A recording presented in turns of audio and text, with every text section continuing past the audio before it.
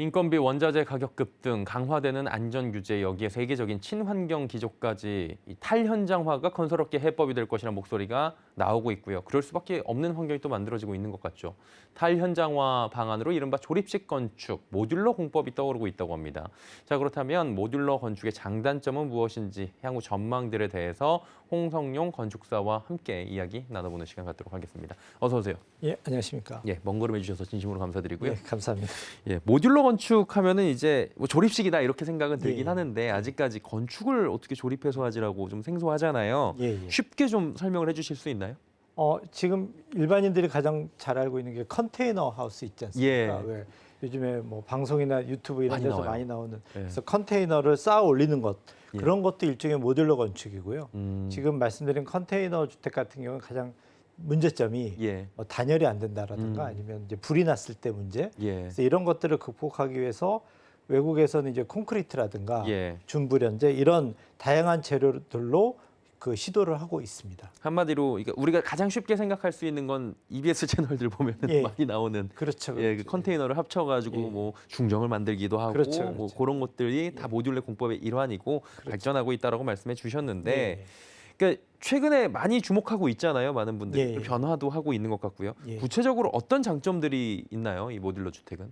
일단 모듈러 주택이라는 개념이 이제 지금 최근에 새로 나온 것이 아니고요. 예. 그 현대 건축의 역사하고도 관련이 있습니다. 그래서 네네. 현대 건축의 시작점에서 좀 더 싸고 안전하게 빠르게 짓는 게 뭘까라는 고민은 지금 현재뿐만 아니라 100년 전에도 계속 했었거든요. 했었어요. 그렇죠. 예. 근데 이제 여기에 따라오는 게 집이라는 게 뭐 수도도 쉽게 얘기해서 수도도 들어와야 되고 그렇죠. 화장실도 설치해야 되고 예. 그럼 이제 설비 배관에 문제가 있고 또 모여 살면 뭐 층간 소음도 문제가 되고 네. 요즘 많이 문제가 되고 그렇죠. 있죠. 그래서 이런 것들을 해결하다 보니까 기술이 안 됐던 거죠. 근데 이제 지금 현재 오면서 기술이 진보가 되니까 예. 지금 말씀드린 그런 문제점들을 조금씩 해소시켜 나가는 예. 그러면서 이제 공장에서 만들다 보니 현장에서 만들어냈을 때의 여러 가지 문제점들 예. 뭐 현장 민원에 대한 부분들 뭐 소음이라든가 아니면 환경 오염 같은 것들 이런 것들을 좀 더 현장 변수를 단축함으로 인해서 예. 좀 더 친환경적이고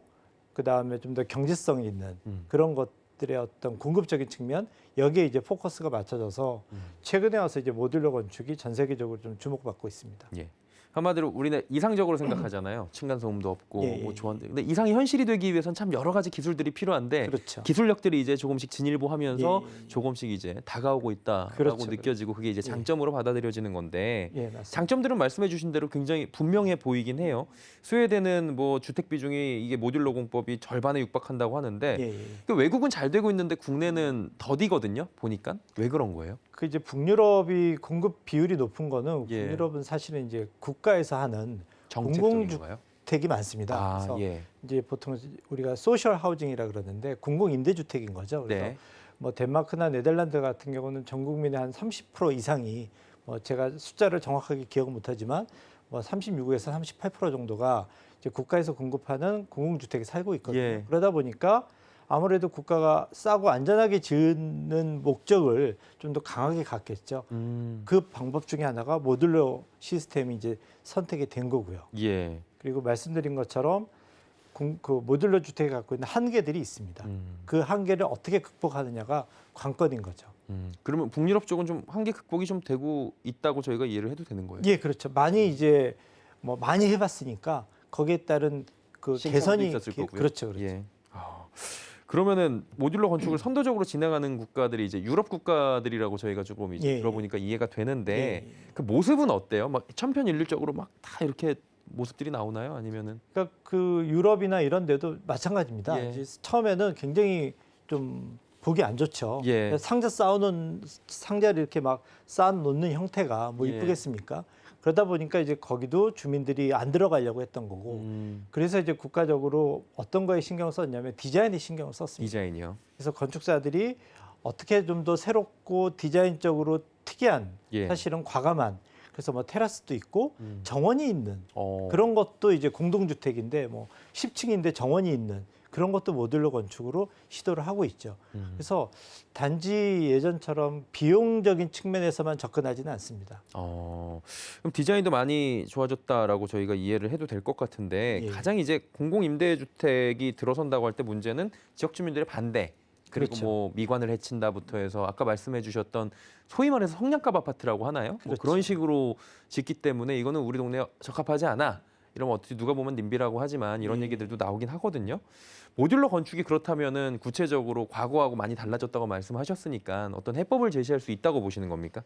일단 지금 우리나라 인건비도 많이 올라갔고 예, 현장 공사라는 게 이제 현장 변수가 워낙 커졌거든요. 예, 그리고 공기가 많이 늘어나면 그에 따른 민원에 대한 비용도 상당히 많이 들어갔고 모듈러 건축은 이런 거를 단축시킬 수 있는 하나의 대안이 될 수 있는데 예. 말씀하신 것처럼 앵커님 말씀하셨던 것처럼 디자인적으로 좀 거부감이 있다는 거죠. 그래서 이 부분은 집중적으로 저희가 좀 연구하고 투자하고 저희 같이 디자인하는 사람들한테 맡겨주면 좀 더 연구 개발할 수가 있겠죠. 왜냐하면 이미 그 사례들이 덴마크나 이런 네덜란드 같은 경우는 우리가 보기엔 이거 모듈러 건축 맞아? 할 정도의 과감한 디자인들을 보여주고 있습니다. 연구 개발이 좀 맡겨주시면이라고 단서를 좀 예. 다신 부분을 제가 지금 들었는데 예. 뭐 질문은 없던 건데 연구 개발이 그러면 활발히 지금 아직은 잘 안 되고 있는 건가요? 아니면 좀 너무 저변에 깔려 있는 건가요? 지금 우리나라는 모듈러 건축은 굉장히 초기 단계이기 때문에 예. 당분간은 시행착오가 많이 있을 겁니다. 음. 그 과정에서 디자인 주도라기보다는 예, 어떻게 제작 주도 그러다 보면 이제 코스트 다운이 더 그 중심이 될 거예요. 그쵸. 그러면 디자인 쪽으로 개발이 안 될 겁니다. 그러면 이제 사실은 디자인 쪽으로 좀 이쁘지 않으면 예, 아까 말씀하신 것처럼 주민들이 좋아할 리가 없겠죠. 그렇죠. 이게 같이 가야 된다는 얘기죠. 수요가 이제 있는 쪽으로 간다라는 예, 말씀이신 것 그렇죠. 같고요. 마지막 질문이 될 것 같은데요. 대형 건설사들도 지금 이쪽에 관심을 많이 갖는 예, 걸 보니까 예. 이제 활발해질 것 같다라는 예. 생각은 들어요. 예.